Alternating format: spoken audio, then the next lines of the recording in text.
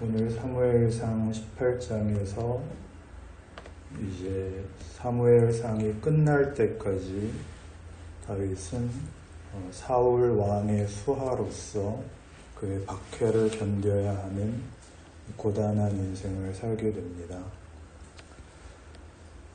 하나님의 사람 다윗이 도대체 왜 실패하고 폐위된 사울 밑에서 이 고생을 해야 되나 하는 그 질문을 가지고 오늘의 본문을 생각해 보려고 합니다. 왜냐하면 그런 다윗의 정황은 오늘을 살아가는 우리와 방불한 신앙상의 현실이기 때문입니다. 사울이 첫 번째 왕이었고 그는 실패합니다. 잘 아시는 대로 그는 순종하지 않아서 하나님이 그를 버리시고 그가 재위하는 동안에 비밀리에 다윗을 왕으로 세우셨습니다.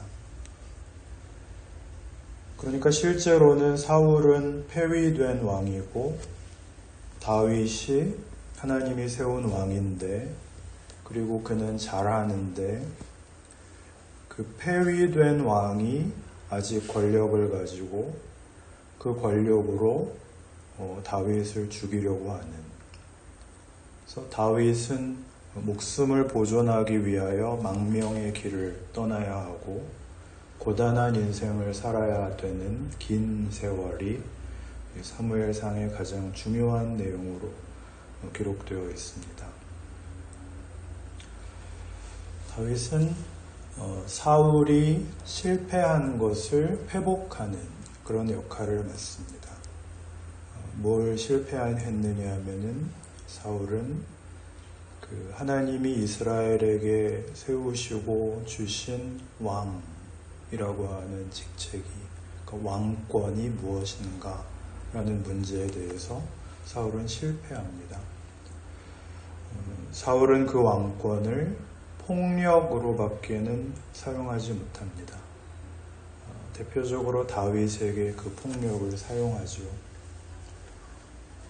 그러나 다윗은 그 왕권이, 이스라엘의 왕은 그 하나님이 구별하여 부른 약속된 백성들에게 하나님이 뭘 주시려고 하는가를, 하나님으로부터만 주어지는 경건, 정의, 평화, 복, 명예, 승리, 영광, 이런 것들이 하나님의 백성들에게 주어지도록 책임진 사람이 왕이라는 것을 회복을 합니다. 사울은 하나님께 바쳐야 되는 그 어떤 책임을 종교적 행위로, 그 제사라는 것으로 이렇게 때우고 있었지만, 하나님으로부터만 받아서 나누어야 했던 이런 진정한 내용은 사울은 기대하지도 않았고 실천하지도 않았고 알지도 못하고 있었습니다.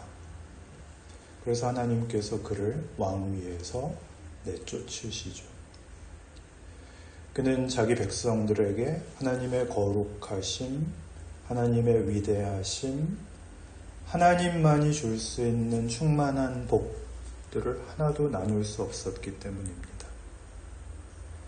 다윗은 이 일을 위하여 부름을 받고 그 일에 성공하는 자가 됩니다. 그런데 이 다윗의 성공을 하나님은 오늘 성경에서 본 이런 조건에서, 실패한 사울 왕 밑에서 그 잘못된 권력에 의해서 피해를 입는 조건 속에서 만드신다 라는 사실이 다윗의 생애의 가장 중요한 메시지가 됩니다. 우리의 신앙의 현실하고 매우 흡사하죠. 빛이 되고 소금이 되고 하나님의 은혜를 나누고 싶고, 그러려면 어떤 힘을 가져야 될 것 같은데, 하나님이 실제로는 세상이 가지는 죄와 사망의 권력 밑에서 그들 때문에 피해를 입고 그들 때문에 도망을 다녀야 되고 고난을 받는 그런 자리, 그런 상황 속에서 우리에게 신앙을 가지고 살아라 라고 명하고 있는 현실과 일치합니다. 그래서 우리는 이 문제를 성경이 얼마나 깊이 그리고 분명하게 가르쳤는가를 다시 한번 확인할 필요가 있겠습니다. 시편 105편을 한번 봅시다. 시편 105편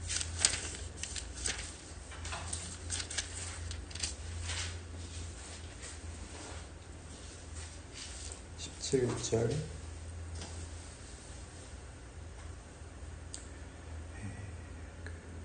요셉의 일생을 간략하게 다루고 있는 시편입니다. 시편 105편 17절 그가 한 사람을 앞서 보내셨으며 요셉이 종으로 팔렸도다. 그의 발은 착고를 차고 그의 몸은 쇠사슬에 매었으니 곧 여호와의 말씀이 응할 때까지라. 그의 말씀이 그를 단련하였도다. 왕이 사람을 보내어 그를 석방하며 뭇 백성의 통치자가 그를 자유롭게 하였도다. 그를 그의 집의 주관자로 삼아 그의 모든 소유를 관리하게 하고 그의 뜻대로 모든 신하를 다스리며 그의 지혜로 장로들을 교훈하게 하였도다. 요셉의 생애입니다. 잘 알고 계시지만 요셉의 생애를 좀 통찰해서 이 성경이 교훈하려고 하는 내용을 우리도 이해해 봅시다. 요셉은 야곱의 11번째 아들인데 그 아버지가 특별히 이렇게 편애했고 그래서 형들의 미움을 삽니다. 꿈을 꾸죠. 근데 꿈도 얄미운 꿈을 꾸는데 눈치도 없고 분위기 파악도 잘 못해서 꿈에 형들이 자기한테 절하는 꿈을 꿨다. 이렇게 떠버리고 자랑을 하는 바람에 그렇지 않아도 미운 게 더 밉게 됐습니다. 목축업을 하던 시대니까 이제 형들이 양을 치다가 그 양들을 먹일 그 목초지를 찾아서 먼 데까지 이동하게 됐고 아마 서울에서 대전이나 천안이나 그쯤 갔겠죠. 아버지가 형들이 잘 있는가 보고 오라고 그래서 며칠 길을 형들을 찾아가게 됩니다. 그랬더니 형들이 저 미운 놈이 혼자 왔다. 이참에 죽여버리자. 그래서 사실은 죽여버릴 작정이었는데 그 중에 누군가가 죽이느니 팔아먹자. 그래서 지나가던 미디안 상인들에게 그를 팝니다. 그래서 노예가 되었죠. 그래서 애굽의 시위대장 집에 노예로 들어가게 되고 거기에서 유혹을 이겼으나 무고를 당하여 감옥에 가게 됩니다. 우리가 여러 번 확인했듯이 그 발이 착고에 상하고 그 몸이 쇠사슬에 매였는데 직역을 하면 그 혼을 쇠사슬이 꿰뚫었다. 그런 뜻이고 넋이 빠졌다. 그런 의미라고 여러 번 말씀드렸습니다. 그는 감옥에서 넋이 빠져 있습니다. 시위대장이 운영하는 그 감옥은 주로 이제 정치범들이 갇히는 데라서 그 감옥에 이제 애굽 왕 바로의 측근 신하 둘이 무슨 죄를 짓고 잡혀 들어옵니다. 하나는 떡 맡은 관원장과 하나는 술 맡은 관원장입니다. 둘이 꿈을 꾸고 그 꿈을 요셉이 해몽을 해주어서 꿈대로 하나는 죽고 하나는 복권됩니다. 그리고 만 2년 후에 이번에는 바로가 꿈을 꾸는데 살진 소 7마리가 강둑에 올라와서 풀을 뜯는데 갑자기 삐쩍 마른 흉측한 소 7마리가 오더니 이 살찐 소를 다 삼켜버렸습니다. 이게 도대체 무슨 꿈이냐? 아무도 해몽을 못하죠. 그러자 복권됐던 그 술 맡은 관원장이 왕에게 제가 깜빡 잊어버리고 있었는데요. 2년 전에 이만저만한 일이 있었습니다. 우리 집으로 영한 스승님을 제가 만난 적이 있는데 그 사람을 불러다가 물어봅시다. 그래서 요셉이 나오죠. 왕의 꿈을 해석합니다. 7년 풍년이 될 것입니다. 그리고 7년 흉년이 뒤따라올 텐데 흉년이 얼마나 심한지 풍년을 앞에 것을 삼켜버릴 것입니다. 어떻게 하면 좋겠냐? 창고를 짓고 모든 7년 동안의 그 풍년의 양식들을 저장해서 남은 7년을 대비해야 됩니다. 네가 한번 해봐라. 그래서 총리가 됩니다. 이 일의 놀라움은 뭐냐 하면 말하자면 그가 무슨 서울대 연고대 정치학과 나와서 총리직을 배운 것이 아니라는 사실입니다. 우리는 성경을 너무 잘 알고 있어서 어떤 선입견이 있는 겁니다. 그가 감옥에 있는 동안에 정치범들을 만나서 정치적 역량을 배웠다고. 그는 감옥에 있는 동안에도 성실하게 목적이 있는 삶을 살았다고. 아니요, 혼이 나가 있었다고 성경이 그런다니까요. 감옥은 그걸 배워야 할 자리가 아니라 그걸 전혀 배울 수 없는 곳에 있었다는 말이죠. 총리에 올라서도 그는 자기의 성공, 자기의 입지전적인 신화를 만드는 것이 아니라 자기를 가두고 있던 애굽을 구하죠. 이스라엘이 아니라 애굽을 구하죠. 그 당시 고대 근동 세계를 구하죠. 자기를 팔아먹은 형들을 구하죠. 어디에 있었는데요? 족쇄 차고 쇠사슬에 묶여있던 자리에서 하나님이 이 일을 만드신다고요. 그의 생애 속에 이 일을 만들 만한 말이 되는 어떤 조건이나 과정이 전혀 없었다는 것을 성경은 강조하고 있습니다. 그는 한 번도 의욕적이거나 선택할 기회가 없었습니다. 그는 잡혀 있습니다. 수동적으로. 성경에 이렇게 표현되어 있죠. 한 사람을 앞서 보내셨으며. 요셉이 자기가 간 게 아니라 하나님이 보내셨다는 겁니다. 현실적으로는 어떻게 그는 보내졌죠? 형들의 배신입니다. 노예로 팔아먹는. 형들이 동생을 팔아먹고 정직하게 구는 바람에 거꾸로 감옥에 들어가고 거기서 족쇄에 묶이고 혼이 나가서 멍 때리고 있었던 동안에 하나님이 뭘 하셨다고요? 거기서 만들 수 없는 일, 그것만은 만들 수 없는 일을 만들어서 그는 총리가 되어 세상을 구합니다. 형들이 나중에 와서 빌죠. 우리가 그때 잘못했는데 용서하기 바랍니다. 요셉이 이렇게 답을 해요. 형님들 걱정하지 마십시오. 나를 이리 보낸 것은 형님들이 아니고 하나님이십니다.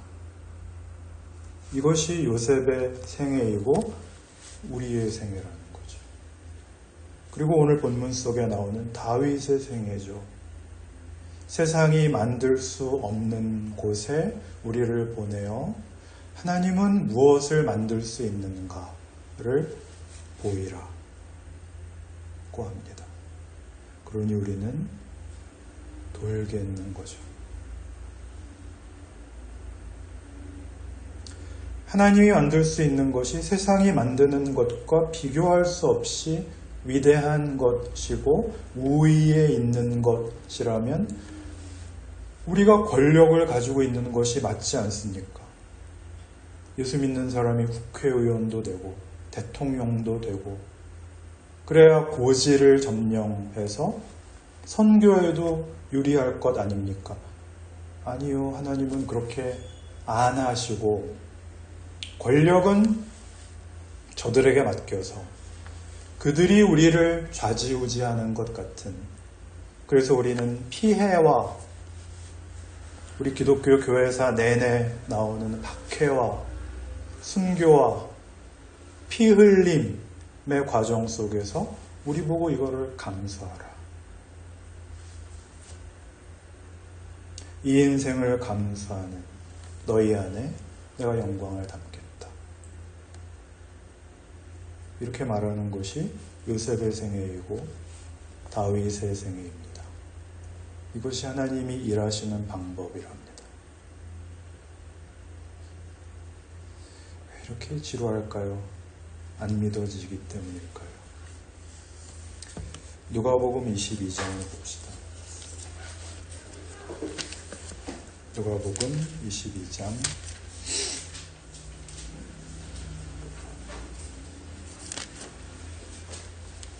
24절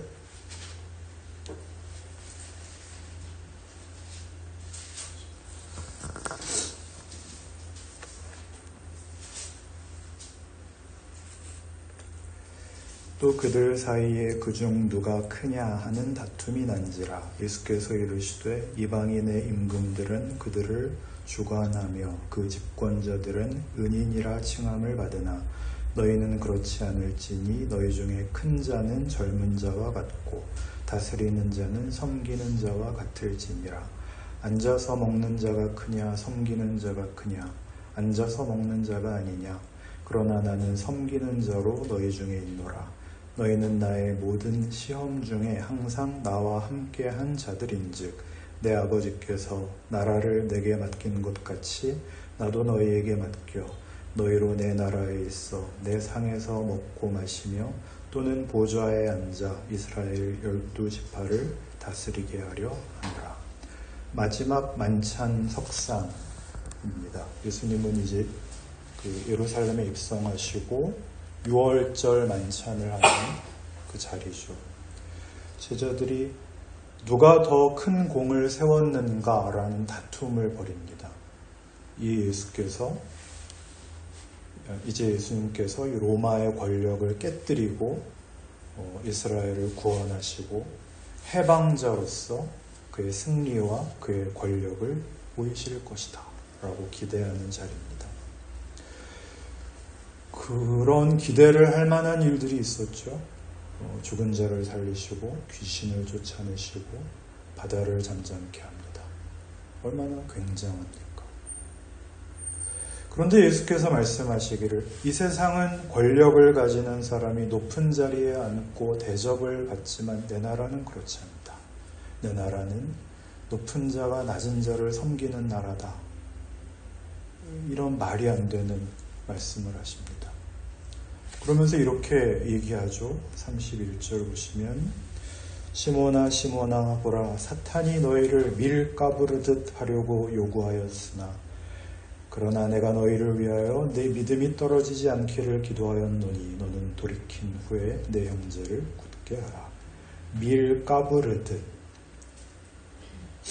무슨 말일까요 이게? 밀가부르듯 하는 어떤 시험을 받죠? 예수가 죽는 걸 보고 다 도망가는 그런 시험을 받죠. 우리는 그가 메시아인 줄 알았는데 아니더라. 엠마오로 가는 두 제자의 고백이죠. 너희들 왜 이렇게 근심하는 얼굴이냐? 무슨 일이 있었느냐? 당신은 예루살렘에서 일어난 일을 모릅니까? 우리는 우리가 모신 선생님이 메시아인 줄 알았습니다. 그는 큰 기적을 행했습니다. 그는 못하실 것이 없는 분이었습니다.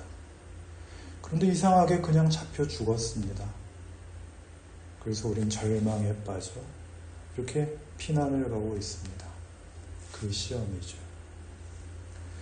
그 시험을 이렇게 구체적으로 이제 베드로가 확정을 시키는 데가 22장 누가복음 33절이죠. 그가 말하되 주여 내가 주와 함께 오게도 죽는 데에도 가기를 각오하였나이다. 이르시되 베드로야 내가 내게 말하노니 오늘 닭 울기 전에 네가 3번 나를 모른다고 부인하리라. 과정에 어떤 어려움이 있더라도 제가 같이 할 수 있습니다. 결국 승리하실 것을 제가 믿습니다.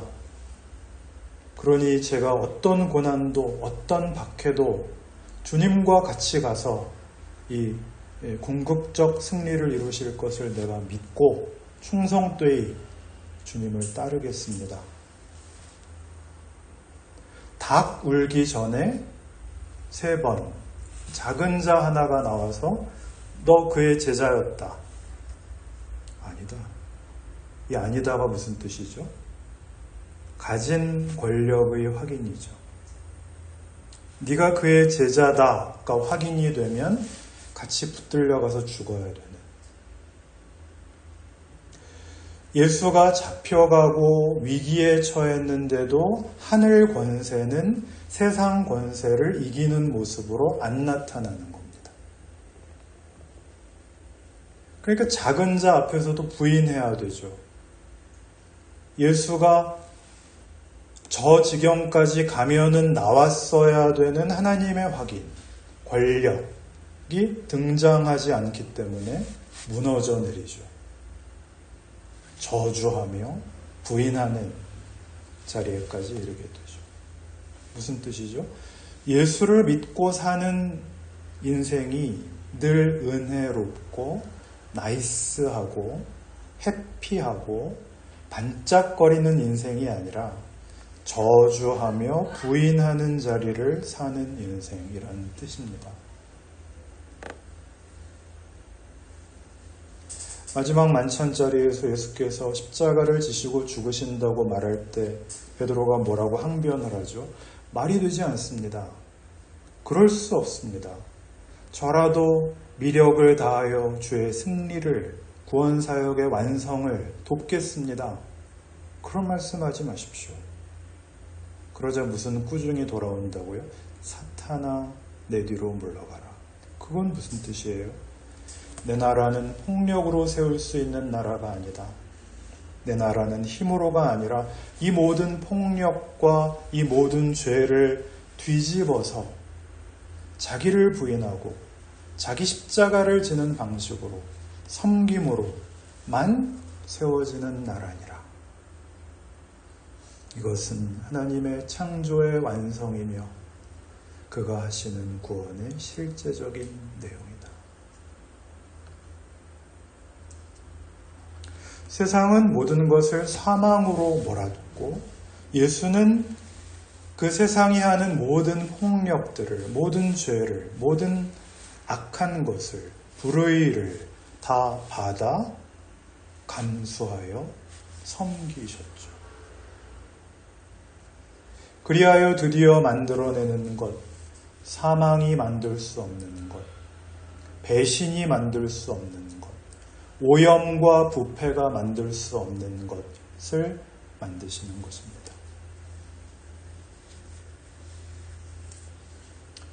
베드로의 충성은 진심입니다. 자기가 할 수 있는 진정성을 다하는 것입니다. 목숨까지 버리는 충성입니다.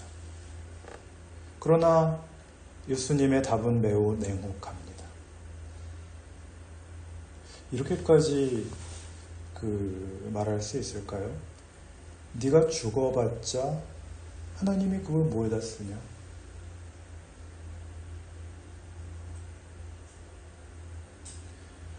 여러분, 목숨을 건다는 얘기로 신앙을 대신하시면 안 됩니다. 기독교 신앙이 비장함, 치열함 이런 단어로 등장을 하므로 우리가 하려는 기도는 언제나 결국 이런 식이죠. 하나님 목숨이라도 바치겠습니다. 그런데 내 인생이 왜 이렇습니까?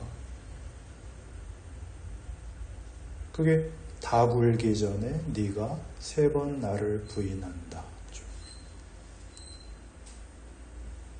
작은 자의 손가락질 하나에 뒤집어지는 겁니다. 왜냐고요? 예수 믿는 보상이, 힘이, 표가 하나도 드러나게 주어지는 게 없다고요. 예수께서 이제 그 문을 여시는 겁니다. 그러니 이제 우리는 우리의 생애의 고단함과 죽음이 어른거리는 속에서 버티는 겁니다. 뭘 믿길래요? 하나님. 세상은 제 안에서 죽음을 계속 만들지만 하나님이 여기에 부활을 만들 수 있다는 걸 믿습니다. 나 포기하지 않겠습니다. 이렇게 나가는 게 정당한 신앙행위요, 현실적 신앙생활입니다. 우리 교회에는 왜 기독교 방송에서 나오는 은혜 받은 표정이 하나도 없을까요?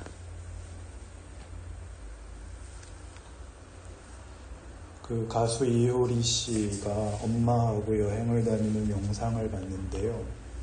계속 엄마하고 이렇게 사사건건 다투다가 어쩌다가 한번 마음 먹고 엄마한테 잘하려고 그러면 엄마가 그러시는 거예요. 너 지금 카메라 앞이라고 연기하냐? 여러분이 주일날 여기 오시면 연기할 필요가 없습니다. 지난주일에 얘기한 대로 일주일 동안 녹아내리신 얼굴을 하시는, 그건 정직하신 겁니다.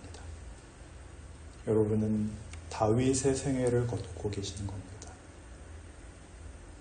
그게 하나님이 우리에게 담으시고 만드시는 겁니다.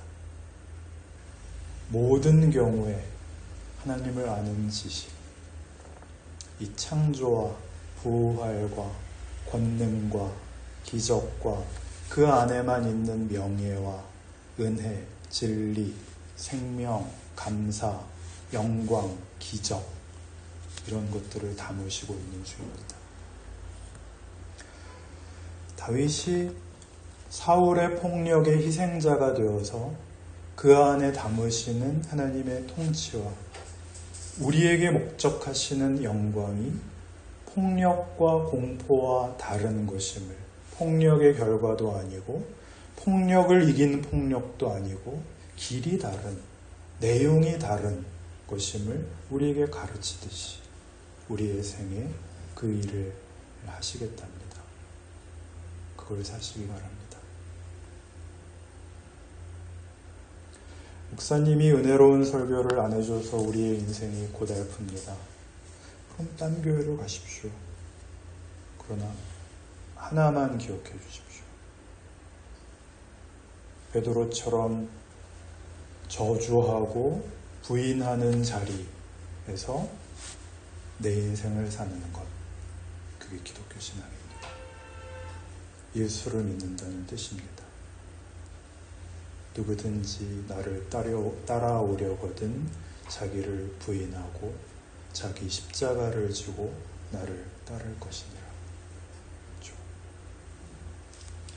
기도합시다.